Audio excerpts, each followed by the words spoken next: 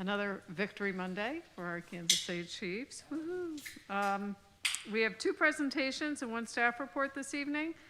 Our first presentation is the preliminary 2023 through 2028 Capital Improvements Program. Mr. City Manager. Good evening, Madam Mayor, members of the council. Our Director of Finance and Administration, Brian Kidney, is going to give this presentation. As is outlined in our charter, there is a process defined for our Capital Improvements Program, or CIP for short.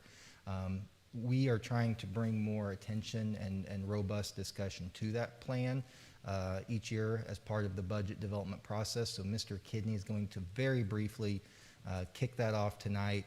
These are conversations that will get more in depth as we get deeper into the budget process, including presentations to the Utility Advisory Board, as well as the charter requirement to present to the Planning Commission. But the first peek behind the curtain tonight goes to Mr. Kidney, and I will defer to him. All right, good evening. I will try to be as quick as possible. However, keep in mind there are 150 or so projects that are $194 million of expenditures over the next 6 years included on this plan. As the city manager said, this is basically a snapshot, kind of the early peek into what staff would recommend that goes into the operating budgets in the next 6 years. So whereas this is not the budget, so to speak, it is the planning document to help guide those major projects. And that's why it's important then that it also includes getting in front of the planning and Planning Commission, just to make sure that there's no projects on here that is outside of their the planning documents that they have. So it's a very important strategy planning tool, but again, it's not, if you were to adopt the CIP, you're not adopting those actual projects to be done over the next 6 years. It's just simply a planning document. In the packet, we had the PowerPoint presentation, but also a summary, showing a summary by department over the next 6 years. And then included was also the detailed capital projects that's identified that will be included or may be included in the 2023 financial budget. So again, this is just preliminary. Please stop me at any time. I just thought I would just kind of give an idea. It's a very broad overview. One of the first area that comes up is the public safety tax. The fire chief and team has identified the pumper replacement program is included in the CIP. So over the next several years, they have identified a pumper with a projected cost of $550,000 a year. The CIP does not include any new capital due to the recent increase in the sales tax. They're waiting on the study and some other background information before they start that plan on the new where facilities will be and what the capital cost for each of those facilities. I would anticipate this time next year in the CIP you'll see those things identified in the increase in the sales tax. Public safety sales tax is a really big item in here that you see is the vehicle replacement plan. Again, it's just a constant upgrade, and so the police department has identified $1.2 million over the next couple of years as their vehicle replacement plan. And those are identified to come out of the public safety sales tax. Excuse me, Mr. Kidney. Yes. Are we going to be told, for example, with the pumper of 550,000, it talks about pumpers, that we're revising more than one. Mm-hmm. Do we get however many that is before we vote on the 550? Is this just information? Yeah, again, this is just information. So that's a great point. So let's take that as an example. So they've identified in the CIP a pumper replacement in 23, 24, and 25. So they have 3 pumper replacements in the CIP. So when we prepare the operating budget, the 2023 operating budget, their budget will include that first year, that only one of those, the $550,000, that will come in as an operational budget Then when they're ready to go into contract or whatever they're gonna do with the actual purchase of that vehicle, because it's over the $50,000 threshold to purchase, it will come to the council for the council's decision on entering into that contract for purchasing it. So in effect, you'll see this multiple times, and that's a perfect reason why to have it on CIP. So when we're preparing the budget and you see a big dollar item come up in the budget, it shouldn't be the first time you see it. That should have been on the CIP. Well, the feds, last time, the fire, 800,000, and now we're 550. And that could be just the way it is right now, but if that's all this general overview is, that's fine. I'll be quiet, that's fine. I'm also not really, I don't have the detail sheet in front of me. That could be a different level of pumper. I don't know if the higher expense, it may not have included a trade-in, that maybe they're preparing for these. But again, yeah, that's part of the, again, the I planning. compared the old number with the new number. Okay, I'll be quiet now. that's fine. I asked specifically, some of the firefighters, and that's the cost for replacement for just a general pumper. It's, so the add-ons and whatnot, that may include the 800,000. Sure, $550,000 pumper's not a high level. It's just the replacement cost. Okay, thank you. Mr. Kidney, sparked a question. When you look at the capital improvement projects and you're preparing the annual budget, is there a best practice on percentage of the budget available for each department or for each tax? Or is it really just a case-by-case basis, how you determine which capital improvements can get done, which ones get done, which years, and that kind of thing? Yeah, that is a great question. So you'll find the majority of these capital items have a specific revenue source for them. So, you know, we have multiple special sales taxes funding specific projects. So within each of those funding sources, then the departments and along with the city management will look at the highest priorities for those specific funding sources. You'll see different things. Out of the sales taxes, you'll see those specific, but obviously they're special sales taxes are for special purposes. We can't use Right. a police for fire equipment and vice versa. But so again, it's just part of the initial planning process. The departments have taken the first stab at, okay, here's our funding sources. Here's what we think is the highest priority for the capital coming out of that. And so then they prepared these. Got it.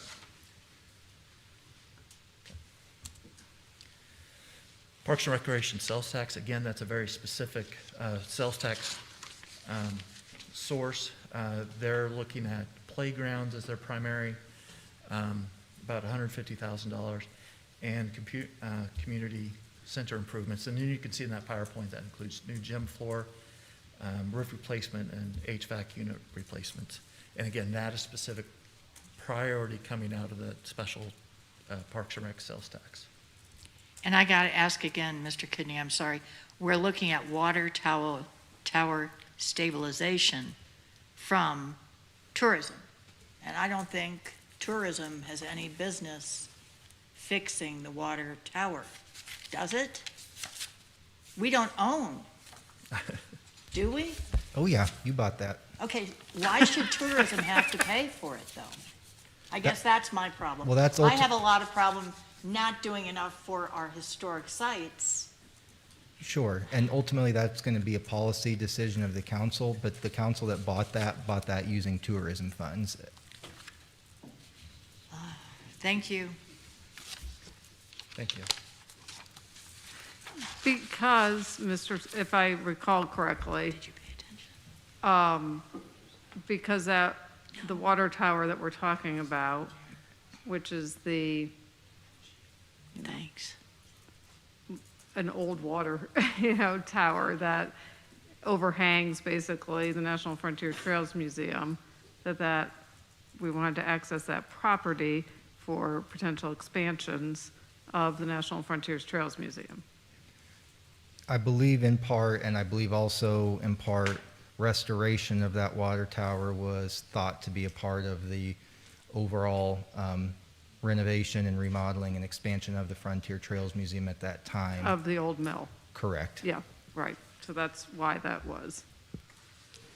Can't we find some junkers and just say, you guys can have that if you can figure out a way to take it apart for us? I mean, I'm just gonna take a little trip down memory lane, is that was a landmark. I mean, is considered by some people to be a landmark, from some people who were on the council at that time, to be an important landmark for our city, of the Queen of the Pantry mill, flour from the Wagner Mill. So it was considered not, to be something to be demolished, but something to be preserved. That's correct. There was some sentimental value and believed to be an iconic part of the city. And this is, as you say, Mayor, going off of memory of conversations that predate most of us in this room. Yeah. Can I ask a question too, just in concerning with the parks? Where are the monies going to be allocated for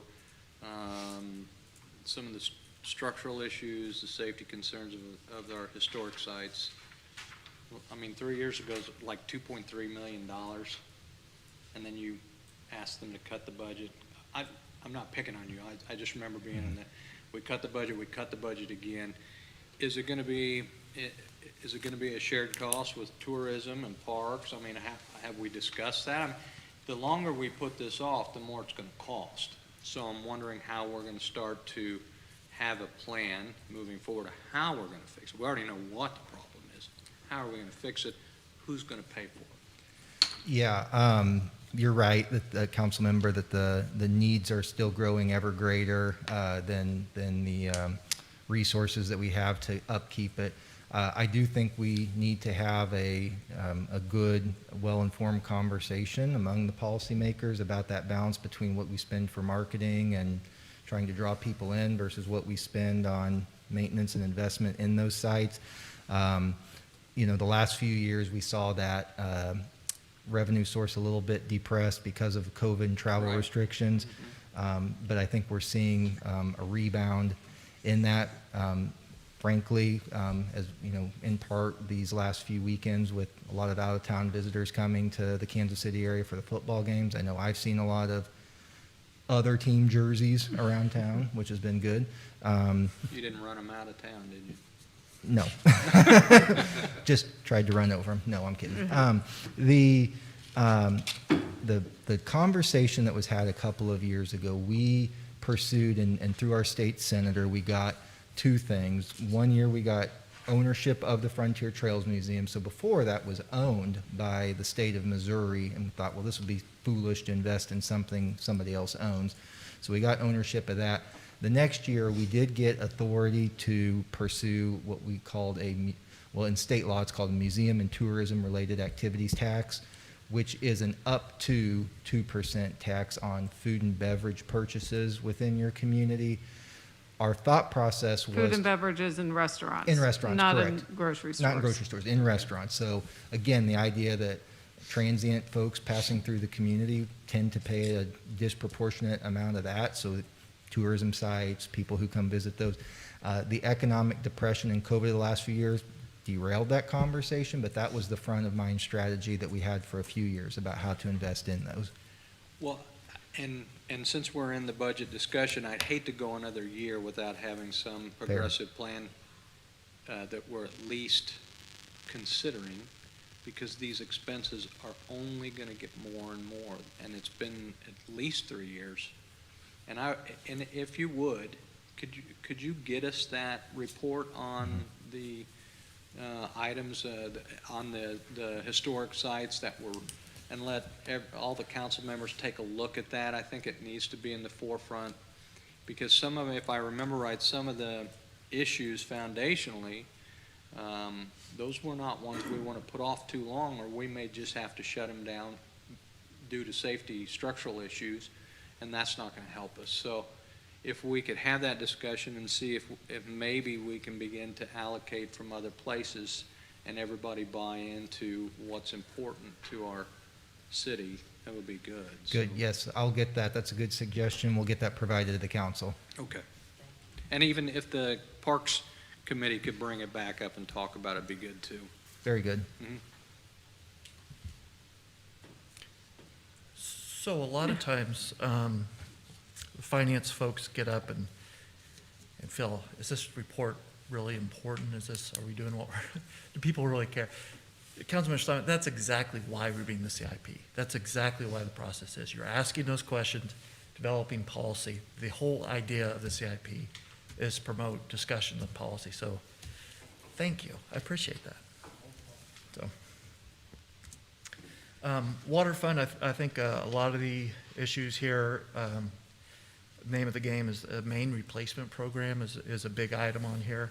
Also, you'll see the 420 North Forest site and facilities improvements is also on there. So the two big ones are the site facilities improvements and then the main replacement program. I'll make sure, look at this real quick. I believe that is $2 million a year. That's not just $2 million for the project, that would be $2 million.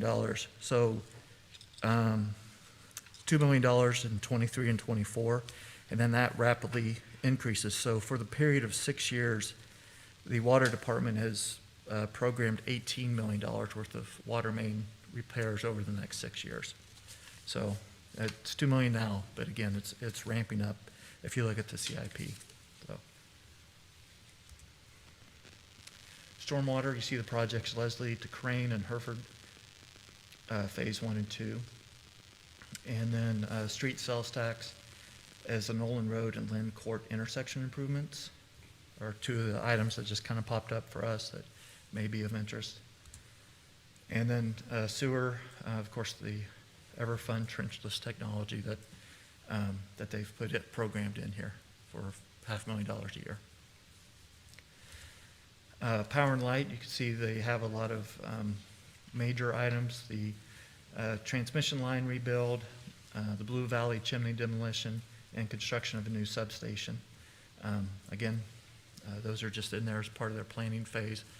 That will come forward as part of their budget process if it's included in the 23 fiscal year. And I think that's pretty much what I have, just a highlight of the programs. I just want to have a caveat here. They're not necessarily in priority order. On the list, you'll see priorities, numbers listed, but that was a department at the department level. For them, they put that in. Management didn't look at, nor are we making a judgment on these. These are just things that the department is saying are priorities, and they're here. Again, it's the first time you'll see them.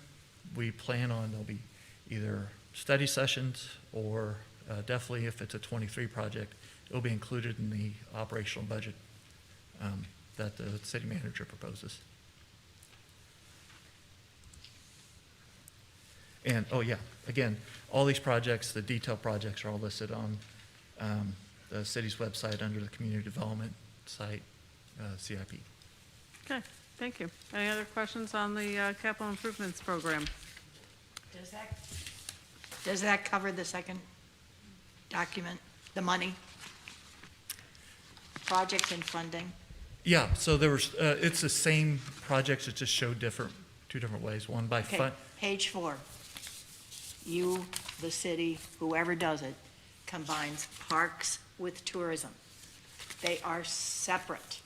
I want to see them separate, please. That's my one request. They're separate funds. They don't belong together and mixed up. Okay? Thank you. Thank you. Okay, our next presentation is the fiscal year 2023-2027 general fund financial forecast. Mr. City Manager.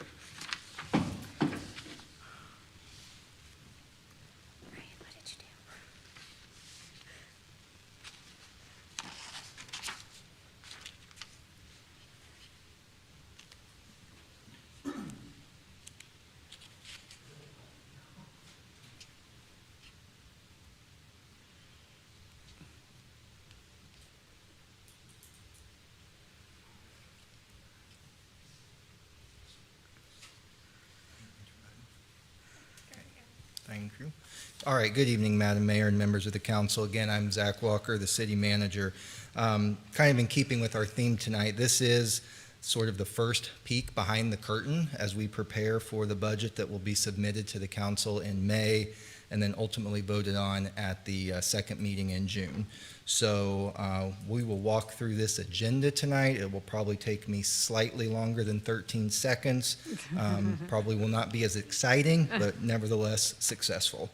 When we talk about the budget, when my staff and I meet, the very first thing we look at and frame is what is the economic outlook, both nationally, locally, regionally. What kind of backdrop are we building this against? So we'll take a look at that tonight, some of the data that we've compiled, show you, once we start to plug that in, what your 5-year forecast looks like, how revenues and expenses are looking, and then the overall impact on your fund balance.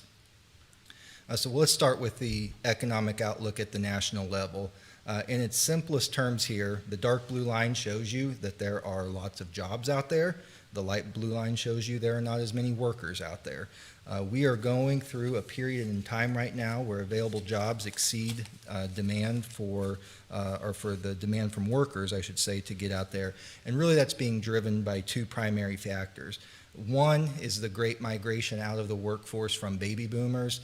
That was delayed a little bit with the Great Recession of 2008, but now more and more we're seeing the baby boomers leave the workforce, which is creating an unprecedented level of vacancies in the market.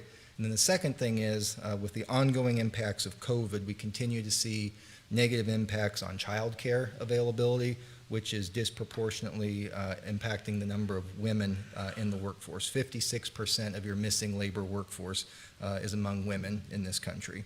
And you're going to hear me say this a couple of times tonight, but despite the missing workers, we are seeing the highest core inflation that you have seen since the 1980s, and we'll talk about that more momentarily. Unemployment claims in the country have come down. If you look at the far right side of the screen, you will see that in November of last year, 2021, just a few short months ago, unemployment in the country got back to those pre-COVID levels of March 2020, but there was a slight uptick in unemployment in December when more filings were made there. So we will have to see if that's a trend or if that was just a year-end fluke at the end of 2021.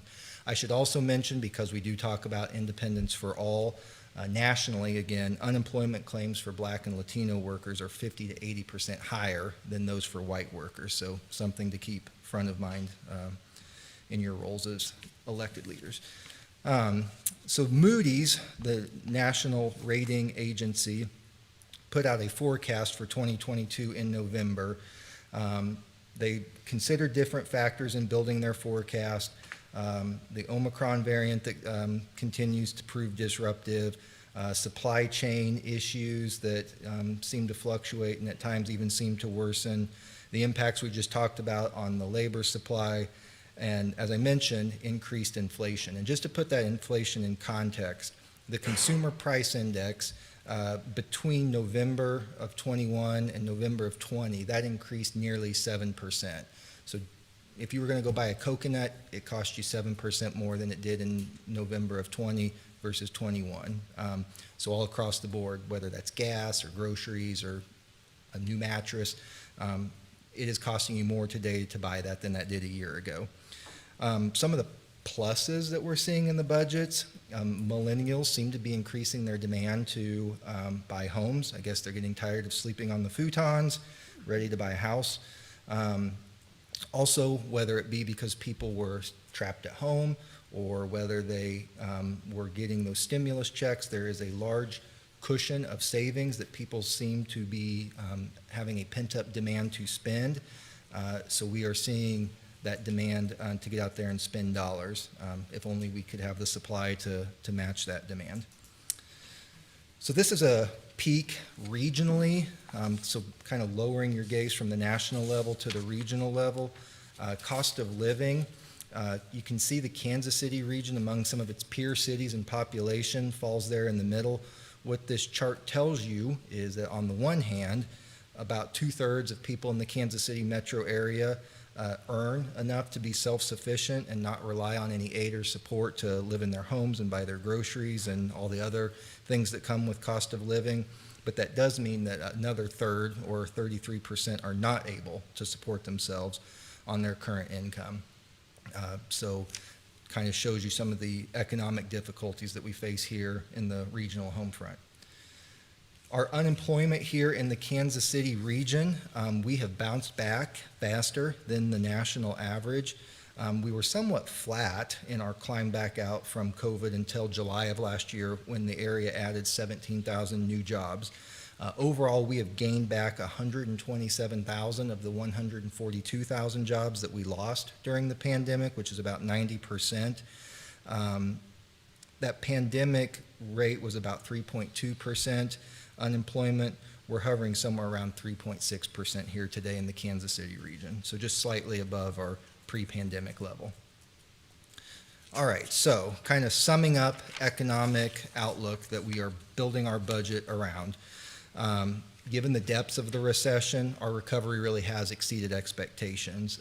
We have climbed out of this hole faster, been more resilient than I think some of the most moderate or even pessimistic outlooks had. Increased demand, the pent-up demand to get out and spend money and to be active in the community is putting upward pressure on prices. Oftentimes that demand is exceeding available supply. We have seen that shift in worker attitudes, so meaning folks aren't going to just come back for any old job. They're going to want to make sure it's a job that meets their pay expectations, benefit expectations, and then of course, are they able to provide child care that allows them to get to the job?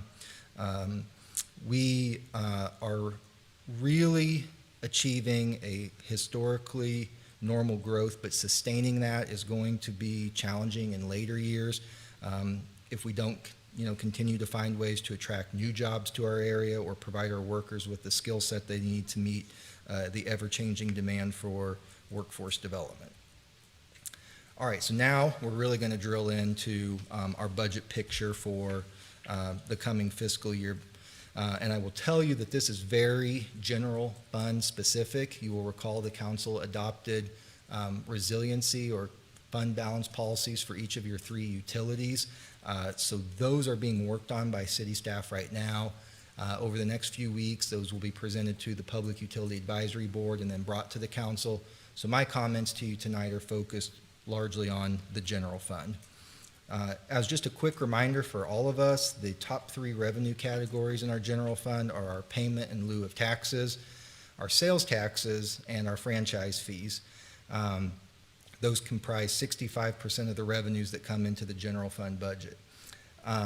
As we go through this, we'll talk about some of these key revenue sources in more detail, but for the current year, this year that we're in that ends on June 30th, we projected revenues of $77 million, and we appear to be right on track with our revenue forecast for this year.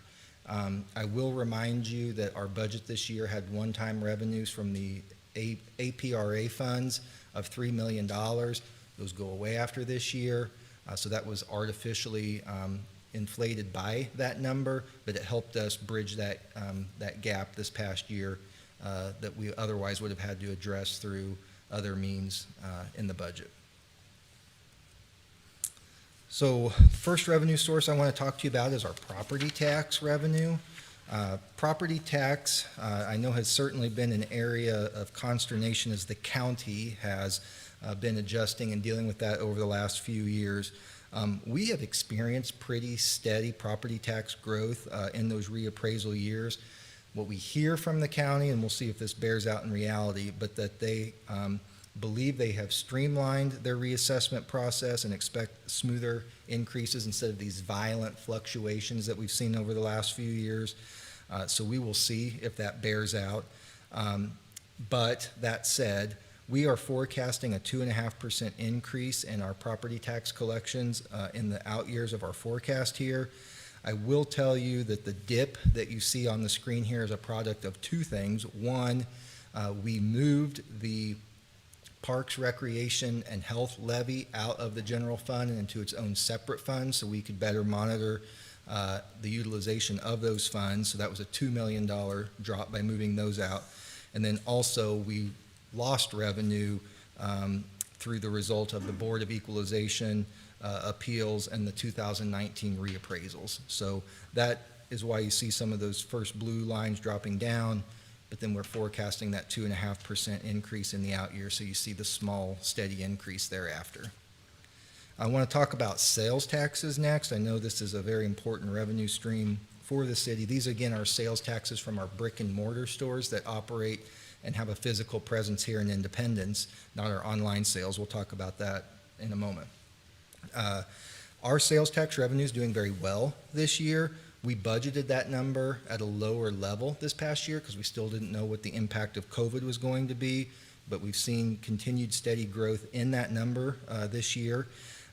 Our monthly sales tax rates, I just looked at this data today, we're about 3% ahead year to date of what our budgeted forecast would be for this time this year.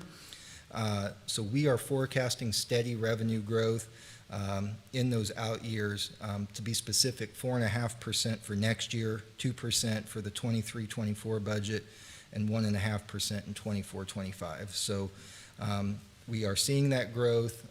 We are going to see if we sustain that, but we are optimistic about this revenue source right now. Payment in lieu of taxes. This is the amount that is charged on a customer's utility bill that is based on gross revenue from the utility bill. We expect this trend to slightly increase upward. You will see that water and wastewater have been relatively flat. Power and light is the yellow bar. It has rebounded well, primarily because we were not doing the delinquent shutoffs the last part of last year, as we have infused our community with the ARP and the CARES Act funds to help customers make up their delinquent accounts. Our IRAP and iShare funds, those collections have increased, and therefore the revenue from the pilots has also steadily increased. Year to date on this revenue source, we're about 1% ahead of where we were this time last year. Use tax adjustments. This is the collection of sales tax from online sales. This chart is a little wonky as we're kind of in a transition year, so I'm going to try to truncate this as best I can. If you look at the bottom line where it says total revenues for all funds plus waterfall, our original budget amount was $4.8 million to be collected from that. Use tax continues to exceed expectations. So right now we are projecting that will bring in an additional $583,000, which would be just shy of $5.4 million. However, if you go a few lines up from that, the column that says $1,008,000, that is the amount that we thought would waterfall to all of the sales tax funds this year. With the voter approval in November to allocate a greater portion of these Prop P or use tax funds to police to help with salary and benefit costs for our officers, that will reduce the amount that waterfalls to the other sales taxes from that $1,008,000 down to $623,000. So overall, police will enjoy a $968,000 increase because of the voter approval of the change in authorization for those funds. The waterfall amount in total will decline by $385,000 for this current fiscal year, but we still see a net increase overall of the $584,000. I will tell you this number, and the mayor asked me about this today, this does not yet include the Wayfair change. So this is the change in legislation that allows the online sales tax to be applied regardless of where the sale takes place. Right now, we only collect on sales from a business that has a physical presence in Missouri. Moving forward, we will collect from online sales that happen with, the purchase is here in Independence, but it's made from anywhere in the country. So that is going to further increase the revenue that we collect from this, which will only have an upward impact on all of our sales tax funds. I'm going to pause there because I know that was a really Yeah, that wonky is, slide. so I'm glad that you mentioned that because I was going to ask that question, that this does not include anything post-Wayfair, which went into effect. Check that too. It goes into effect a year from now. Right. January 1 of '23. Right, so that goes in next year, so Right. that doesn't, we're not going to be able to record any of those revenues now. I mean, I would be cautious, and we certainly had this discussion a lot last year during the session while we were down in Jefferson City advocating for Wayfair. It'll be very interesting to see, because most of the big money we're already getting, because all the Walmarts and Targets and Home Depots and all that are already here. So, it's gonna be interesting to see, but we really, learned a lot through that process of not expecting this to like double, triple, quadruple, but we'll see. Yeah, we'll see. It's, certainly don't think it's going to have a negative impact, No, right? it will not Yeah. have a negative impact, that's for sure. Okay, utility franchise fees are another revenue stream that I want to just have a quick pause on, because there was another change in legislation this past legislative session, the 2021 legislative session. Part of the deal that was struck with the Wayfair legislation was a steady lowering of the amount that's collected for the cable franchise fee. So if you still have a cable subscription, right now there's a 5% monthly fee on that. Beginning in 2023, that will steadily decline by 0.5% each year down to 2.5%. So this revenue source is kind of like visiting the museum. You've got telephone franchise fees, cable franchise fees, some of the technology that we used to use that we don't, as a society as a whole, utilize as strongly as we used to. This is an area where we are going to probably see some steady decline, except last year it was enacted in the state of Missouri a 2.5-cent increase in the fuel tax. So that, if you look at the chart on the screen, you'll see that we are still forecasting growth in here. While all those other ones are expected to continue their historical decline, we have this forecasted to continue to increase because of that 2.5-cent increase in the motor fuel tax that has been authorized.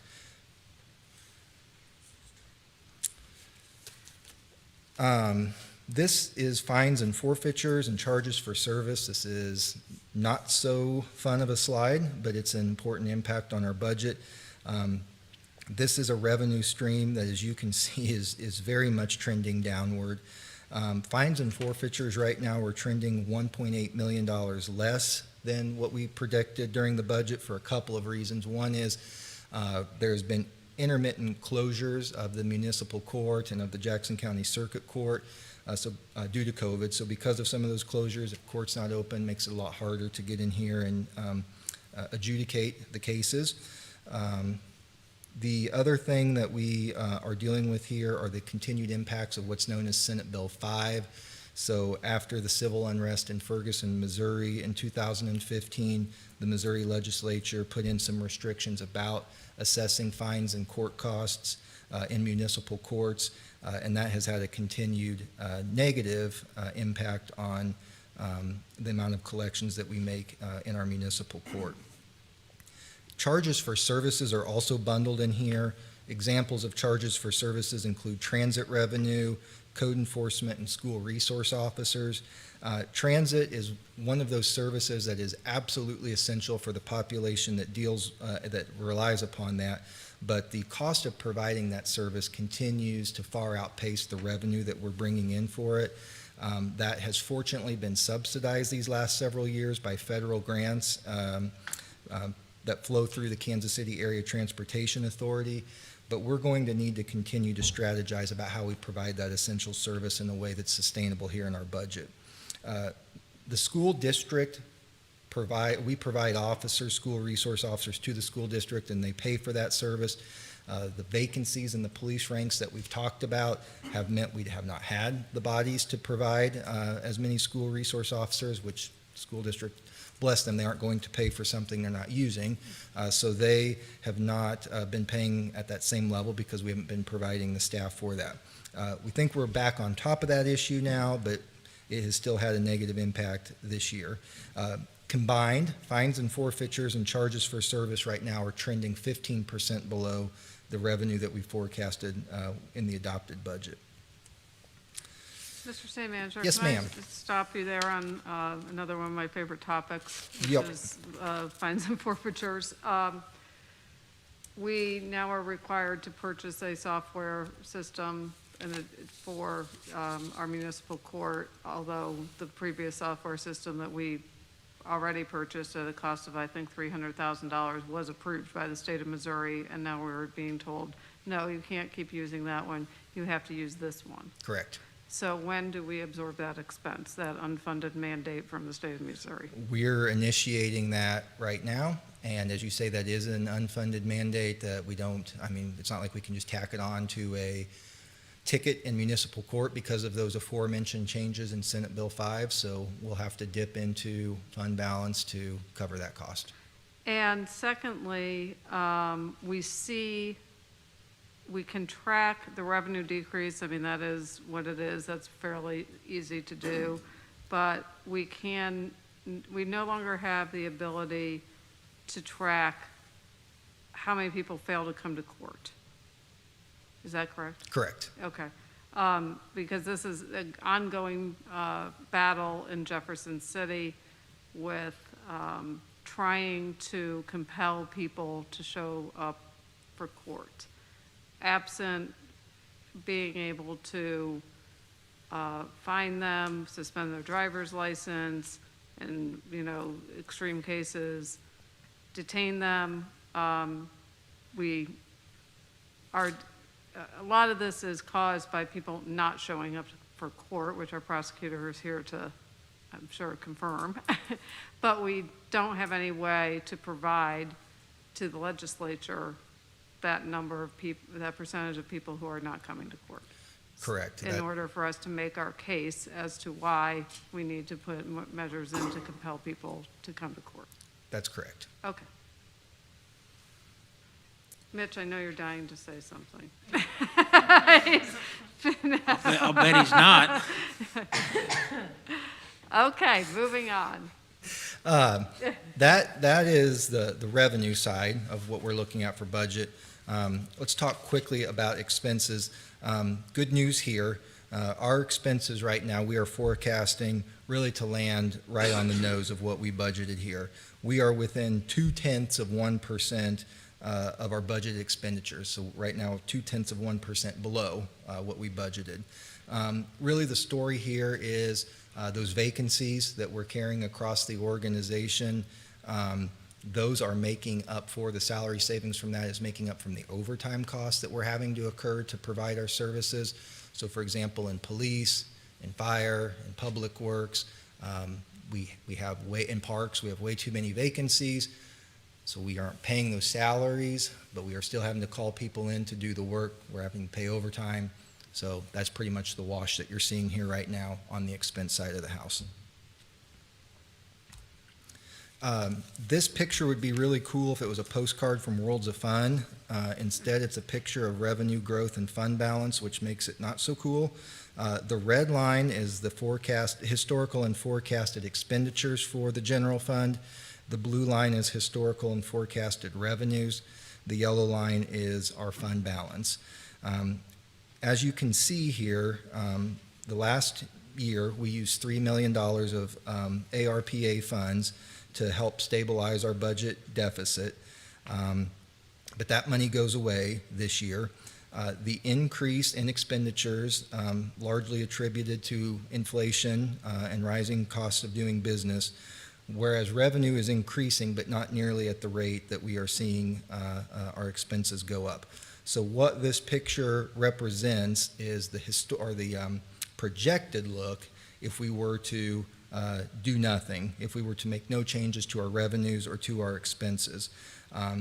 For next year's budget, as we stand here today, the budget that will be voted on in June and be in effect July 1, we would be facing a $2.2 million shortfall in the general fund. But I will caution you that as we stand here, that is only based upon the known increases in CPI or consumer price increase, the known labor increases that we have, like our contractually obligated increases with our labor organizations, with our vendors who provide different city services, et cetera, and then our revenue forecast based on our historical trends the last few years. That does not include any new programs or services or expansion of services.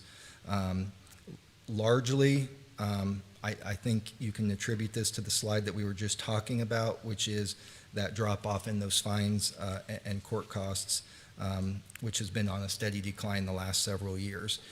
Certainly, we've got issues in other places, but if we really needed to zero on the primary trigger that's holding us back right now, we'd be in much better shape if we were still collecting what we historically collected in fines and court costs.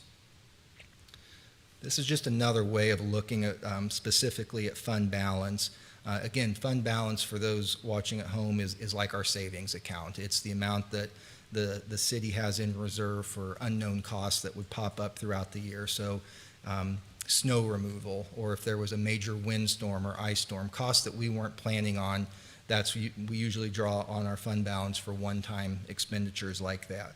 The dashed yellow line is the city council's adopted fund balance policy. Those blue bars are where we have been with fund balance the last few years.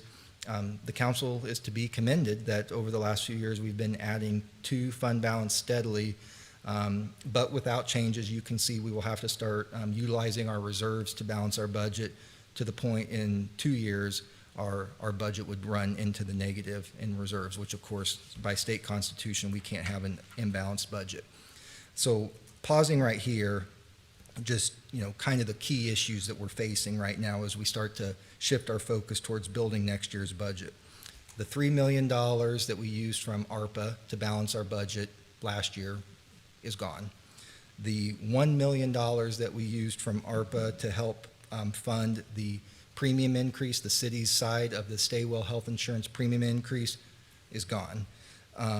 After this year, the transit funds that we have been relying on, the grants and such, are no longer promised after this year, and we have known cost increase of $1.2 million just to sustain current transit services, not an expansion of services. And then inflation rates, which have not been seen, as I mentioned, since the early 80s.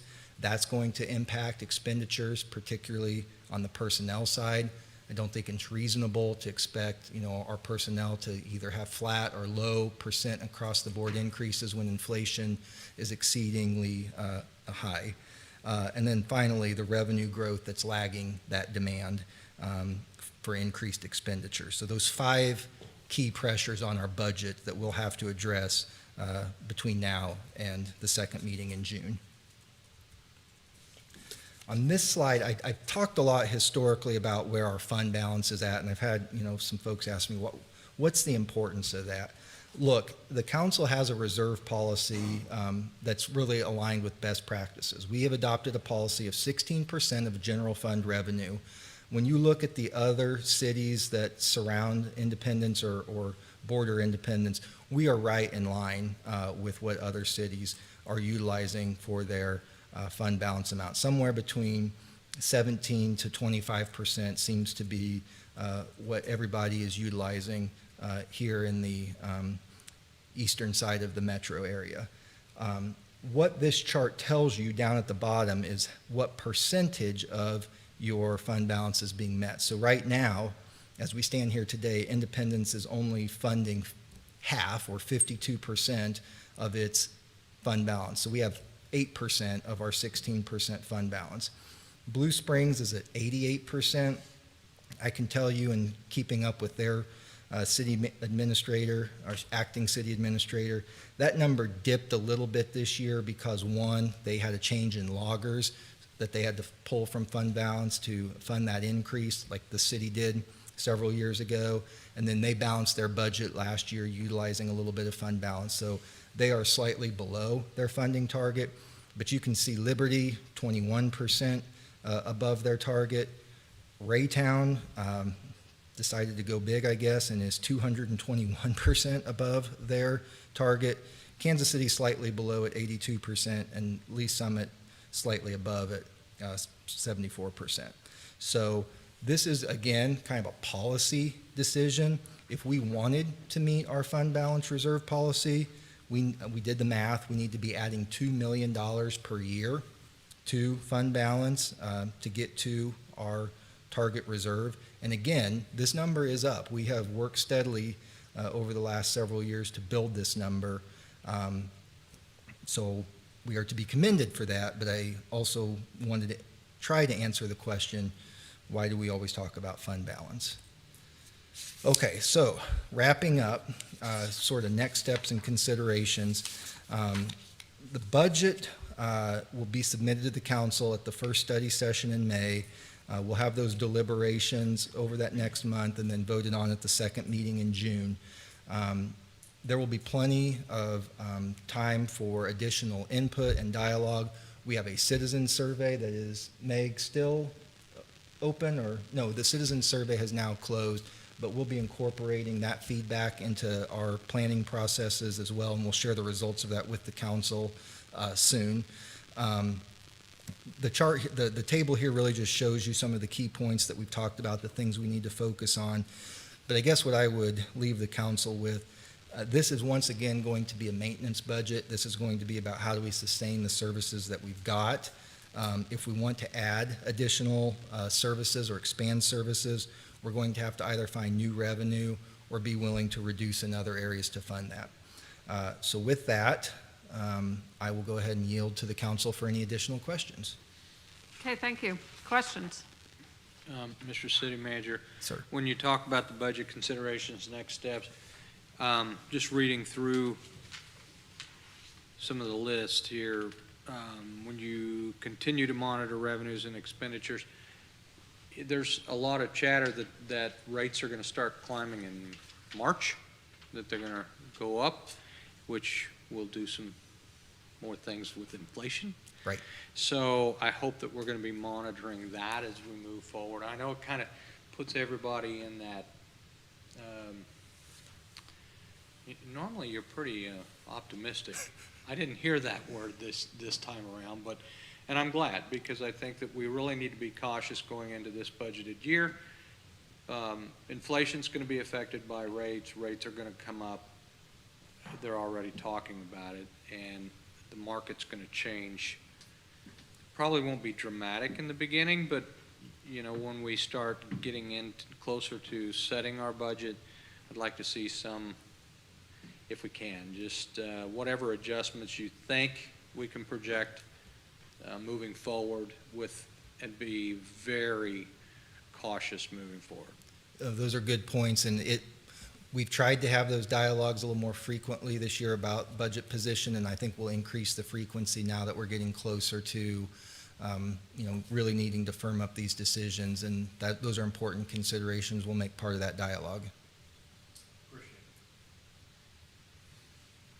Mr. Walker, not to put even more problems, I remember a few years ago, we had the department heads come, and I heard everything about water. I heard everything about IPL. And I know we got away from that. I strongly encourage doing it this year. So for us to get something in May, and then we have a year to deal with it, I need them to tell me. And so I just ask you to think about it, talk to the departments, see if we can do something like that. This is a good conversation to have. If I respectfully can be totally blunt with the council, the last year that we did that, a few of those meetings, and again, we've got different faces up here, but we had some nights where a department head was presenting to 2 elected officials, and it was kind of demoralizing to staff to put that time into making the presentation, and then it seeming like it didn't really generate much interest. So the direction we got at that time was, gosh, we come in for 3, 4, or 5 extra meetings. Could we just kind of boil this down into one budget presentation? This is a monumental decision among the council every year. It's a $330 million decision. Whatever format makes the council comfortable with the information, staff is, once we submit it to you, we are happy to respond in kind so that you can work your way through it and digest that however is appropriate. Thank you very much, because I know people watched it. I know we took a long time, and people were home having a glass of wine doing it, but I did find it to be helpful. So we can talk about it later. I appreciate it. Thank you, sir. Absolutely. There is also a required full public hearing on the budget. So depending on the hot topic of the day, that is another, sometimes we have a lot of people, sometimes we have nobody, sometimes we have a couple. But I want people to be aware, always that we're encouraging them to come for the full public hearing, which takes place between the first and second reading Correct. of the budget. So we can talk about how we want that to look to get those departmental presentations. Right. We'll engage you all over the next several weeks and figure out the best format to help you. Okay. Any other questions, comments? Okay, thank you, Mr. City Manager. Next, Madam City Clerk, Boards and Commissions report. We have a few boards and commissions where we're looking to add resolutions to the next agenda. First is our Tourism Commission. A recommendation has been made to appoint Jody Mallison with the Hotel and Lodging Alliance. If there's no objections, we'll add a resolution to the next agenda. Are there any objections? Okay, next. Next is the Street Improvement Oversight Committee. A recommendation has been made by Councilmember Dan Hobart to appoint Dennis Tharp. If there are no objections, we'll add a resolution to the next agenda. Are there any objections? Okay, Okay, last, we have the Jackson County Animal Welfare Committee. A recommendation has been made by Mayor Weir to reappoint Jack Cardwell and Linda Humphrey. If there are no objections, we'll add a resolution to the next agenda. are there any objections? Okay, thank you. Are there any other discussion topics that the council would like to bring forward? Mr. City Manager, anything else this evening? Nothing tonight. Okay, we are adjourned.